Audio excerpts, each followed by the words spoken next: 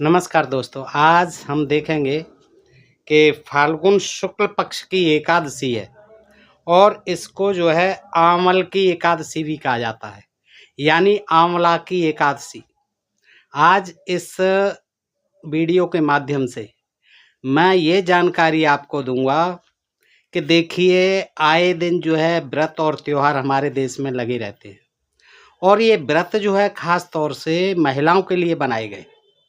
महिलाओं को जो है घर की लक्ष्मी कहा जाता है और इनको ही ज़्यादा ये व्रत कराए जाते हैं ताकि जो है दान दक्षिणा जो है लोगों को ज़्यादा से ज़्यादा मात्रा में मिल सके, क्योंकि हमारे देश में हमारी जो महिलाएं हैं ये ज़्यादातर अशिक्षित हैं आज भी, और अंधविश्वास इनमें ज़्यादा जल्दी प्रवेश कर जाता है। ये जल्दी बातों में आ जाती हैं, इतनी भोली भाली और सीधी सादी होती हैं कि इनको चालाक लोग, ठग लोग जैसे भी बता दें, ये जो है अपना दिमाग नहीं लगाती हैं, भावुकता बस जो है उनकी बातों में आ जाती हैं।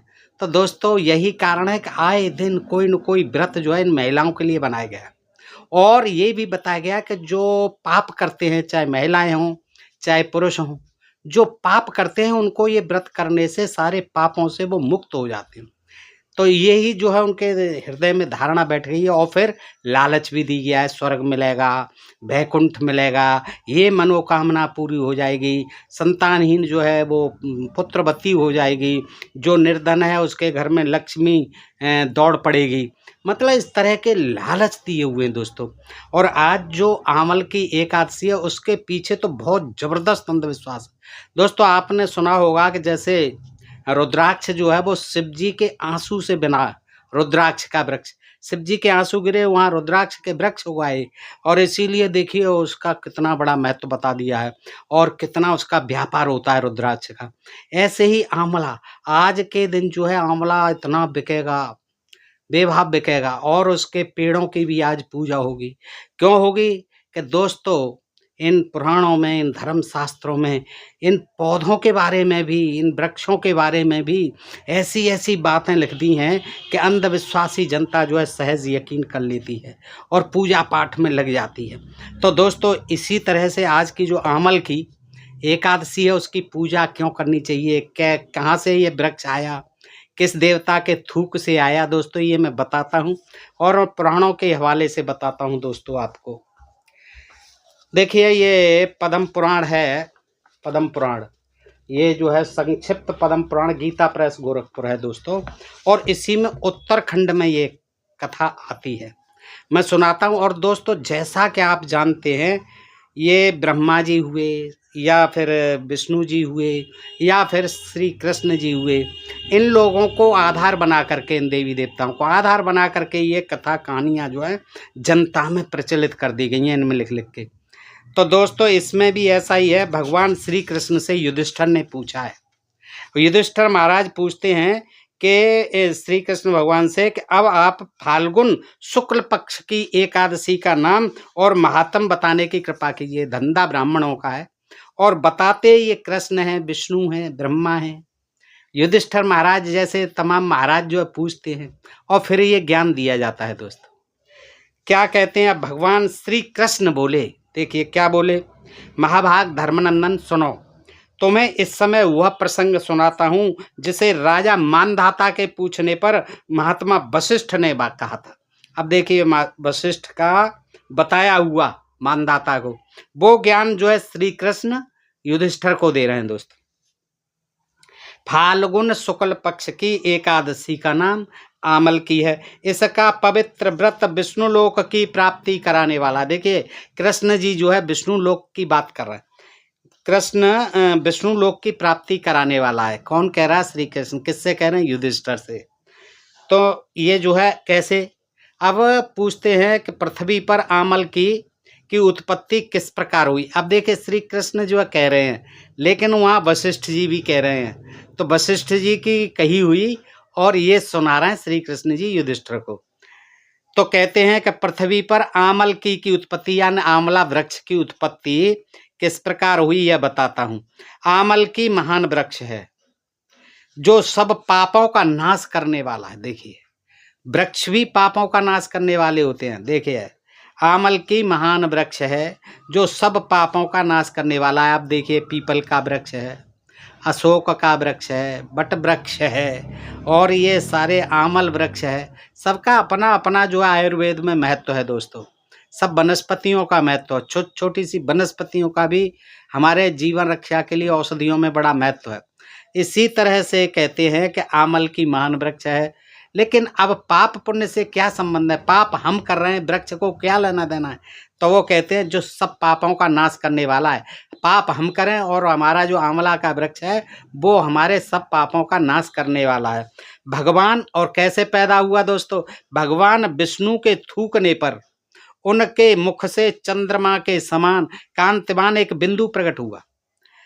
वह बिंदु पृथ्वी पर गिरा, यानी उनके थूक का एक कण जो है, सीधी सीधी बात है, थूक का एक कण जो है पृथ्वी पर गिरा, थूका था उन्होंने, और एक बिंदु जो है छिटक करके, अब वो पूरा ही तो गिरा होगा तो बहुत बड़ा, लेकिन वो एक बिंदु से ही पैदा हुआ। उसी से आमल की यानी आंवले का महान वृक्ष उत्पन्न हुआ। आपको आज तक पता नहीं होगी, मैं दावे के साथ कहता हूँ, और जिन मित्रों को पता हो कमेंट में लिखें कि हाँ हमें पता था। ये बिल्कुल भी पता नहीं है। कैसे कि विष्णु जी ने थूका और उसकी एक कण से जो है आंवले का वृक्ष उत्पन्न हुआ, जैसे रुद्राक्ष जो है शिव जी के आंसू से पैदा हुआ। यह सभी वृक्षों का आदिभूत कहलाता है। देखिए वनस्पति शास्त्र को फेल कर दिया इसके लेखक ने। इसी समय समस्त प्रजा की सृष्टि करने के लिए भगवान ने ब्रह्मा जी को उत्पन्न किया। भगवान ने यानी विष्णु जी ने ब्रह्मा को उत्पन्न किया। उन्हीं से यानी ब्रह्मा से इन प्रजाओं की सृष्टि हुई। देवता और ये तो सबकी सृष्टि हुई, लेकिन जो है आंवले की बात हो रही है, तो आंवले का वृक्ष जो है थूक से पैदा हुआ विष्णु के से। अच्छा, तो सब ऋषि गण जो है सारे मनुष्य देखने लगे, भाई ये पौधा जो है बड़ा विचित्र है, ये तो हमने आज तक कहीं देखा नहीं सुना नहीं। तो यानी जो ऋषि मुनि थे, जितने भी देवी देवता थे, उनको उस वृक्ष के उगने पर बड़ा आश्चर्य हुआ। तो उसी समय वो जब आकाशवाणी होती है, आकाशवाणी कहती है महर्षियों यह सर्वश्रेष्ठ आमलकी का वृक्ष है जो विष्णु को प्रिय है। क्यों नहीं होगा? विष्णु के थूक के कण से जो पैदा हुआ। इसके स्मरण मात्र से, इसको याद करने से गोदान का फल मिलता है। बताइए कितने लोग उसको रोज याद करते हैं। और किस किस को याद करें इस ग्रंथों में और इस धर्म के कर्म कांडों में, किस किस को याद करें पता ही नहीं पड़ता है। अब वृक्ष को भी याद करो, आंवला के वृक्ष, इसके स्मरण मात्र से ही गोदान का फल मिलता है। अब भैया गोदान का फल तो उन्हें मिलता है जिनको गोदान किया जाता है, उनको तो फल मिलता है, सब चीज का फल मिलता है। अब मैं याद करूं तो मुझे क्या फल मिलेगा? स्पर्श करने से इसको वृक्ष को, सुन लीजिए ध्यान से, जो आज महिलाएं, जो स्त्रियां आज कर रही हैं व्रत, वो सुन लें कि इसके स्पर्श करने से दूना, हाँ खूब छुओ उसको, लिपट जाओ, चिपट जाओ वृक्ष से, छूने से दूना फल मिलता है। और फल भक्षण करने से यानी आंवला का फल खाने से तिगुना पुण्य प्राप्त होता है। देखिए आंवला का फल खाने से कितना तिगुना फल प्राप्त होता है। अरे होगा ही, ये फल क्या प्राप्त होगा? विटामिन सी का भंडार होता है, तमाम जो है देखिए औषधियों में काम आता है। इसलिए सदा प्रयत्न पूर्वक आंवली का सेवन करना चाहिए। ठीक है, आयुर्वेद कहता है और हम भी जानते हैं कि ये तो विटामिन सी का भंडार है, खूब खाना चाहिए। चूरन में आता है काम, त्रिफला में, हर वहीड़ा आंवला, और इसका जो है आजकल तो तमाम चूरन भी चल रहे हैं और तमाम जो है इसके मुरब्बे वगैरह खूब खाते हैं लोग, तो फायदे की चीज़ है। लेकिन इसको छूने से और इसको उससे क्या लाभ मिलने वाला है? यानी छूने से, इसकी जेठ भरने से, इसकी परिक्रमा लगाने से, इसकी पूजा करने से, सो देख लीजिए यह सब पापों को हरने वाला वैष्णव वृक्ष बताया गया। देखिए इनकी भी जो है जातियां हैं, इनके भी धर्म संप्रदाय हैं। ये आंवले का वृक्ष कौन है? वैष्णव, शैव नहीं है, वैष्णव है। ये वैष्णव वृक्ष बताया गया है। इसके मूल में देखिए, इस वृक्ष के मूल में यानी जड़ में कौन रहते हैं? विष्णु जी। और उसके ऊपर यानी स्टेम में, तने में कौन रहते हैं? ब्रह्मा जी। और स्कंद में परमेश्वर भगवान रुद्र। देखिए शाखाओं में मुनि रहते हैं, टहनियों में देवता रहते हैं, पत्तों में वसु रहते हैं, फूलों में मरुदगण, तथा फलों में समस्त प्रजापति वास करते हैं। वाह वाह! जैसे गाय में बता दिया कि 33 करोड़ देवी देवता के संग में कौन सा देवता रहता है, ऐसे ही आंवले के वृक्ष में देखिए सब बता दिया। आमल की सर्वदेवमयी बताई गई है। आमल का वृक्ष जो है सब देवताओं का वास है। अतः विष्णु भक्त पुरुषों के लिए, विष्णु भक्त जो हैं उनके लिए ये परम पूज्य, उन्हें तो पूजना ही चाहिए, क्योंकि ये वृक्ष जो है वैष्णव है। ऋषि बोले, अव्यक्त रूप से बोलने वाले यानी आकाशवाणी से बोलने वाले महापुरुष, हम लोग आपको क्या समझें? आप कौन हैं? देवता हैं या कोई और? हमें ठीक ठीक बताइए। आकाशवाणी वाले तुम कौन हो, बताइए हमें। आकाशवाणी हुई जो संपूर्ण भूतों के कर्ता और समस्त भुवनों के श्रेष्ठ हैं, जिन्हें विद्वान पुरुष भी कठिनता से देख पाते हैं, वही सनातन विष्णु हूं मैं। आकाशवाणी कह दिया कि मैं ही सनातन विष्णु हूं। अब विष्णु जी अपना ज्ञान दे रहे हैं, देखिए, और उधर कृष्ण जी दे रहे हैं, उधर जो है वशिष्ठ जी दे रहे हैं। ये एक आदमी नहीं कह रहा है, ये जो है चारों तरफ से, कहीं ना कहीं तो तुम्हारे अंदर जो है विश्वास पैदा होगा। ऋषि बोले, भगवान यदि आप हमसे संतुष्ट हैं तो हम लोगों के हित के लिए कोई ऐसा व्रत बतलाइए जो स्वर्ग और मोक्ष रूपी फल प्रदान करने वाला हो। भैया इतने तो रोजाना व्रत हैं, ऋषियों तुमको तो सब पता है, फिर भी पूछ रहे हैं कि कोई व्रत बताओ महाराज विष्णु जी, आप आकाशवाणी कर रहे हैं। तो श्री विष्णु बोले, महर्षियों, फाल्गुन शुक्ल पक्ष में यदि पुष्य नक्षत्र से युक्त द्वादशी हो तो वह महान पुण्य देने वाली और बड़े बड़े पातकों का नाश करने वाली है। दुष्बरो, उसमें जो विशेष कर्तव्य है उसको सुनो। आमल की एकादशी में आमले के वृक्ष के पास जाकर, यानी समापन द्वादशी को होना है इसको, इसलिए कह रहे हैं।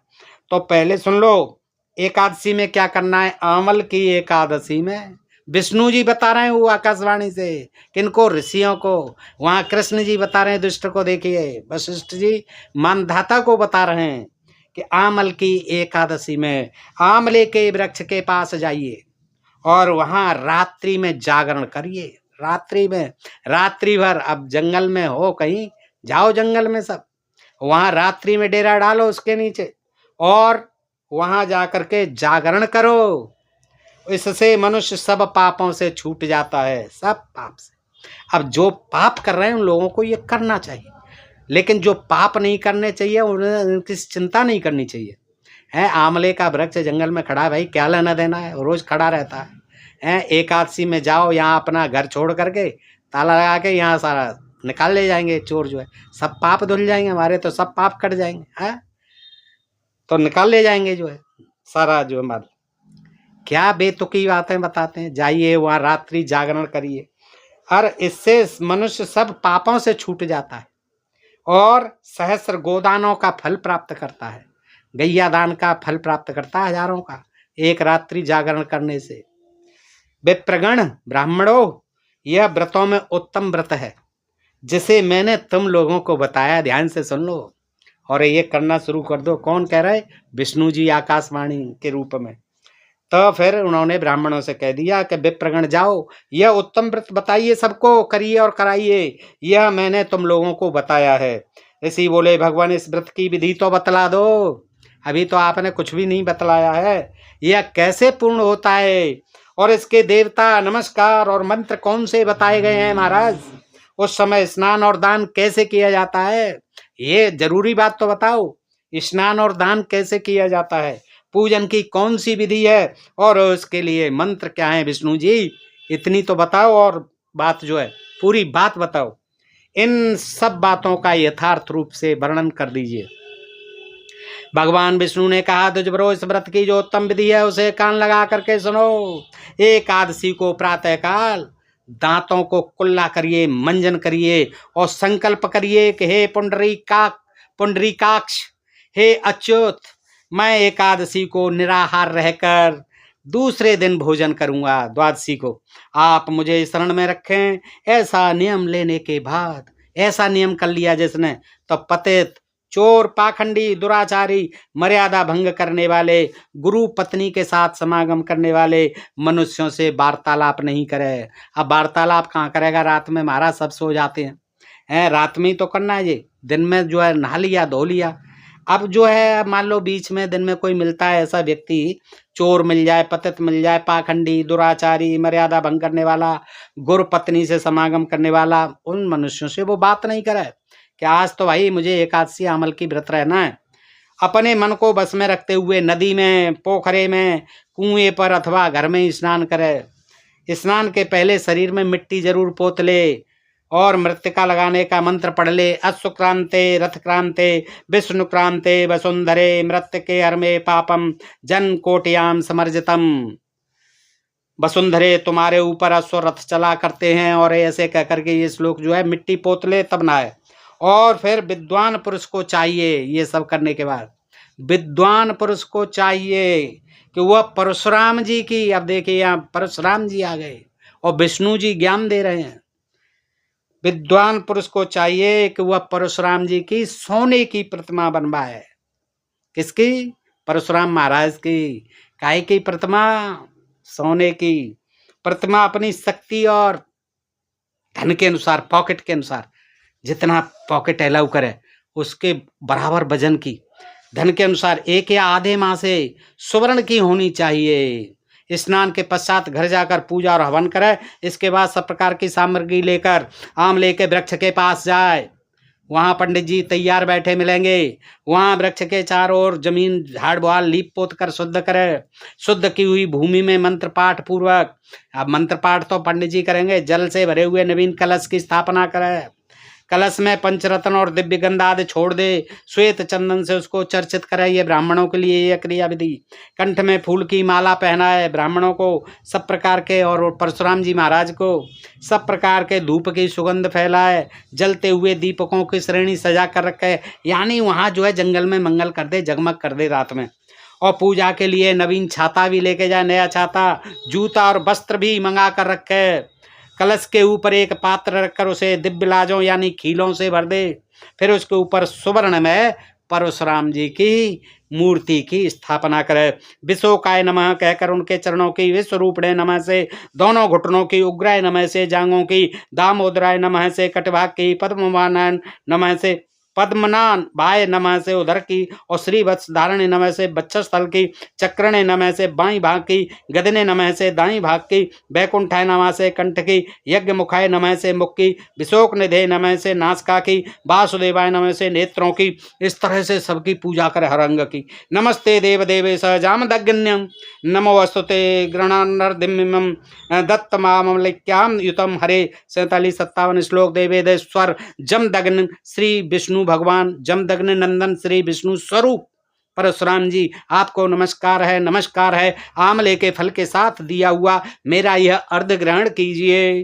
तदनंतर भक्तियुक्त चित्त से जागरण करे। नृत्य, संगीत, वाद्य, धार्मिक उपाख्यान और विष्णु संबंधिनी कथा वार्ता आदि के द्वारा वह रात्रि व्यतीत करे। उसके बाद भगवान विष्णु के नाम ले लेकर आमल की वृक्ष की, विष्णु के नाम ले लेकर आमले के वृक्ष की परिक्रमा कितनी लगानी है? 108 या 28 बार परिक्रमा करे। फिर सवेरा हो जाए तो फिर सवेरा होने पर श्री हरि की आरती करे। हाँ, ब्राह्मण की पूजा करे, और ब्राह्मण की पूजा करके वहाँ की सब सामग्री जो साथ ले गया है उसे निवेदन कर दे कि महाराज स्वीकार करो। परशुराम जी का कलश, 2 वस्त्र, जूता आदि सभी वस्तुएं दान कर दे, और यह भावना करे कि परशुराम जी के स्वरूप में भगवान विष्णु आप मुझ पर प्रसन्न हो। देखो, भगवान परशुराम जी की भी पूजा हो गई विष्णु के रूप में। तत्पश्चात आमलकी का स्पर्श करके उसकी प्रदक्षिणा करे, और स्नान करने के बाद विधि पूर्वक फिर ब्राह्मणों को भोजन कराए। तदनंतर कुटुंबियों के साथ बैठकर स्वयं भी भोजन करे। ऐसा करने से जो पुण्य मिलता है वह बतलाता हूँ। विष्णु जी कह रहे, सुनो, संपूर्ण तीर्थों के सेवन से, जितने भी तीर्थ हैं यानी उनमें जाने से जो पुण्य लाभ मिलता है, सब प्रकार के दान देने से जो फल मिलता है, वह सब उपयुक्त विधि के पालन से सुलभ। आज के दिन ये कर लो, बस माला माल हो जाओगे, सारी मनोकामनाएं पूरी हो जाएंगी, सारे पाप कट जाएंगे, मोक्ष के लिए या स्वर्ग के लिए सीट बिल्कुल आरक्षित हो जाएगी। तो दोस्तों, ये कहानी थी, मैंने सुनाई आपको पद्म पुराण से। और अब दूसरा एक पुराण भी है, ब्रह्म ब्रह्मांड पुराण। ब्रह्मांड पुराण में बड़ी अजीब कथा है, वो भी सुन लो। ये तो इसकी उत्पत्ति हुई क्या आंवले के वृक्ष की और विष्णु जी ने बताई, लेकिन एक पौराणिक कथा और है जो श्री ब्रह्मांड पुराण में है, वो इस तरह से हमें सुन लो कि प्राचीन काल में वैदिश नगर में, अब ढूंढो नक्शे में कहीं मिल जाए तो, वैदिश नगर में ऐसे ही नगर होते थे जो कहीं मिलेंगे नहीं, प्राचीन काल होता था। प्राचीन काल में वैदिश नामक नगर में चंद्रवंशी राजा चैत्ररथ राज्य करता था। उसके राज्य में चारों वर्णों के मनुष्य, चारों वर्णों के ब्राह्मण क्षत्रिय वैश्य शूद्र सुखपूर्वक रहते थे। कोई भी गरीब व दुखी न था, क्योंकि राजा के साथ सभी प्रजा एकादशी के सभी विधि व्रत विधि पूर्वक करती थी। सारी प्रजा एकादशी के व्रत, यानी कितनी एकादशी हो गई? 24। सब जो है एकादशियों के व्रत करते थे सभी लोग, चारों वर्णों के लोग। किसके साथ? राजा के साथ। राजा कौन था? राजा चैत्ररथ। कहाँ का राजा था? वैदिश नामक नगर में। कब की बात है ये? प्राचीन काल की। ठीक है। अब क्या होता था, राजा भी बड़ा विद्वान और धार्मिक प्रवृत्ति वाला व्यक्ति था। उस नगर के सभी लोग भगवान विष्णु के भक्त थे। एकादशी के दिन कोई भी व्यक्ति भोजन का मतलब ही नहीं है, पूर्ण व्रत रखते थे। एक बार आमल एकादशी के दिन सबने मिलकर व्रत किया और विधि विधान से पूजन समारोह आयोजित कर रात्रि जागरण भी किया। इस बीच रात्रि जागरण जब हो रहा था, उसी बीच एक बहेलिया, ये बहेलियों की कथा कई व्रतों में आती है, इस बीच वहां एक व्याघ्र यानी बहेलिया भूख प्यास से व्याकुल होकर आया। ये बेचारे भूखे प्यासे ही घूमते रहते थे बहेलिया, और अन्य लोगों के बीच बैठकर एकादशी के महात्म को सुनने लगा। भैया ये भी जो है बहेलिया आदि सब उसी समय के नार्य थे, आदिवासी मूल्यवासी सब शूद्र बंधु थे। तो ये चारे भूखे प्यासे मरते थे और कह दिया तुम तो अपने जो है पक्षी आदि शिकार करो और खाओ पियो और ऐश करो। तो वो भूखा बेचारा रह गया और उस दिन जो है उनकी एकादशी महात्म को सुनने लगा। तो सुबह सब अपने अपने घर चले गए। इस व्याघ्र ने भी घर जाकर भोजन किया और शराब पीने और मांस खाने से तौबा कर ली कि आज से मैं मांस नहीं खाऊंगा, शराब नहीं पीऊंगा। कुछ काल बाद जब उस व्याघ्र की मृत्यु हुई, बहेलिया की मृत्यु हुई, तो अपने शुभ कर्मों और एकादशी के व्रत के प्रभाव से, अब शुभ कर्मों के व्रत से या एकादशी के व्रत, एक ही बात कहनी चाहिए थी। एकादशी का व्रत तो एक दिन सुन लिया उसने, तो इसको ही मानो कि एकादशी के व्रत का क्या प्रभाव रहा। देखिए, एकादशी के व्रत के प्रभाव से राजा विदुरथ के यहाँ जन्म लिया। देखिए, मात्र एक दिन उसने किया नहीं, केवल सुना। देखिए, और जो करते हैं उनको तो पता नहीं कहाँ जन्म मिलता हो। उस बहेलिया को, उस व्याघ्र को कहाँ जन्म मिला? राजा विदुरथ के यहाँ। पता नहीं कहाँ का राजा था, कौन राजा था, कब हुआ था, लेकिन ये कथा कहानी ऐसे ही दिलचस्प और रोचक बनाई गई है ताकि लोगों में अंधविश्वास पैदा हो और मान लेते हैं हाँ हुआ होगा, सही बात है, ये करो, इसको अमल की को आज कर। देखिए, हम भी किसी राजा के यहाँ जन्म लेंगे तो क्या हुआ, सुनने मात्र से ही जब बहेलिया बन गया राजा का पुत्र, तो हम पूरा करेंगे तो पता नहीं कहाँ जन्म होगा। तरह के ये लालच दिए गए हैं कि देखिए एक सुनने से ही वो हो गया, क्या नाम है उसको, कितना जो है राजा के यहाँ, किसके यहाँ? राजा विदुरथ के यहाँ उसने जन्म लिया, जिसका नाम रखा वसुरथ। क्या नाम रखा गया? वसुरथ। वसुरथ युवा हुआ तो उसकी रुचि धार्मिक कृत्यों में बढ़ती है। एक बार शिकार खेलते हुए वह राजकुमार वन में भटक गया, भूखा प्यासा एक वृक्ष के नीचे बैठ गया। कुछ समय बाद ही वहां पहाड़ी मलेच्छ और ब्रैकेट में नीच लोग आ गए। कौन आ गए? पहाड़ी मलेच्छ, यानी पहाड़ पर जो रहते हैं पहाड़ी लोग, उनको मलेच्छ और नीच बता दिया गया। पहाड़ी मलेच्छ नीच लोग आ गए। बताइए, नीच ऊंच उस समय भी चलती थी दोस्तों, प्राचीन काल में। तो आ गए और उन्होंने वसुरथ को घेर लिया, खाम खाई है घेर लिया। चूंकि वसुरथ देवी का भक्त था, इसलिए सभी मलेच्छों द्वारा चलाए गए। अब बात, कथा तो उसने विष्णु की सुनी थी, अमल की इसकी सुनी थी है पिछले जन्म में, लेकिन यहाँ इस जन्म में वो देवी का भक्त हो गया। इसलिए सभी मलेच्छों द्वारा चलाए गए तीरों के बार जैसे ही मलेच्छों ने उस पर तीर चलाए, लेना ये कर देना। क्या उनको पहाड़ी मलेच्छ लोगों को नीच बता दिया, मलेच्छ बता दिया, और कहते हैं कि वो मारने लगे उसे, बाण चलाने लगे राजा, कोई लेना नहीं देना नहीं है। यह देखकर क्या हुआ कि जब बाण चलाए तो वो बाण लौट लौट करके उन्हीं पहाड़ी लोगों में घुसने लगे। तो इतने में फिर आकाशवाणी हुई, हे बसरथ, पूर्व जन्म में तुम व्याघ्र थे। अब आकाशवाणी भी तैयार बैठी रहती थी।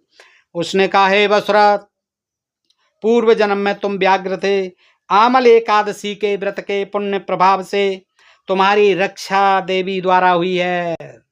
हाँ, ऐसे नहीं हुई है, देवी द्वारा रक्षा हुई है। यह सुनकर बसुरथ मन ही मन भगवान की स्तुति करने, सुबह वो अपने राज्य में लौटा और फिर से धर्म पूर्वक शासन करने लगा।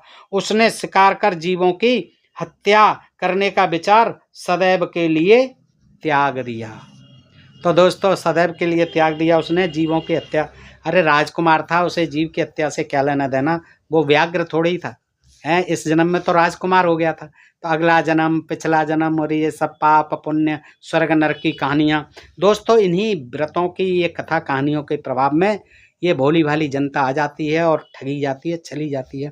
कोई मतलब नहीं है इनका। जो आदमी कर्म नहीं करेगा, शुभ कर्म करे, किसी को ठगे नहीं, किसी के साथ छल नहीं करे, किसी की बेईमानी नहीं करे, किसी का माल नहीं मारे, किसी को सताए नहीं, सब जीवों पर प्यार करे, दया करे, सब जीवों से मिलके जो है सबका जो है उपकार करे दूसरों का। अगर वो सामर्थ्यवान है तो सदा स्नेहपूर्वक सबके साथ अच्छा व्यवहार करे।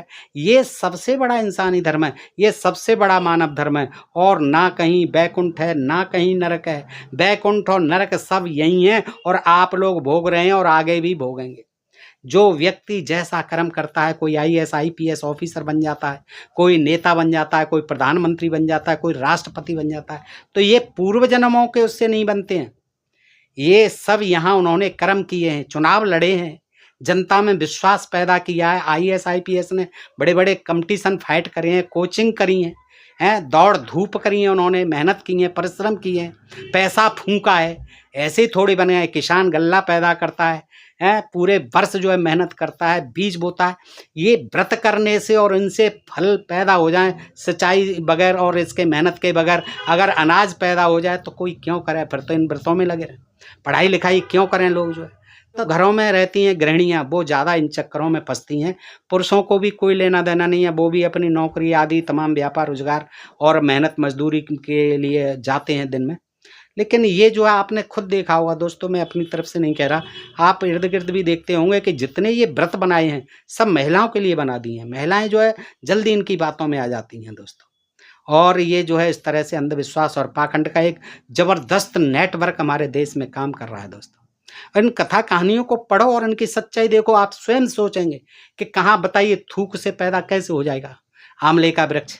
कैसी कैसी बातें बना दी और हो गया होगा तो हो गया होगा भैया, चलो तुम्हारी बात मान लेते हैं अब। लेकिन अब उसे हमें क्या लेन देन है? तुम तमाम पार्कों में खड़े हैं आंवले के वृक्ष, क्या लेना देना है? कौन से हमारे वो हम पाप कर्म कर रहे हैं? आंवले के वृक्ष की पूजा करो। परशुराम की सोने की मूर्ति बनावा, उसको दान दो, छाता दो, नए वस्त्र जूते दो, अपने बच्चों के लिए तो है नहीं।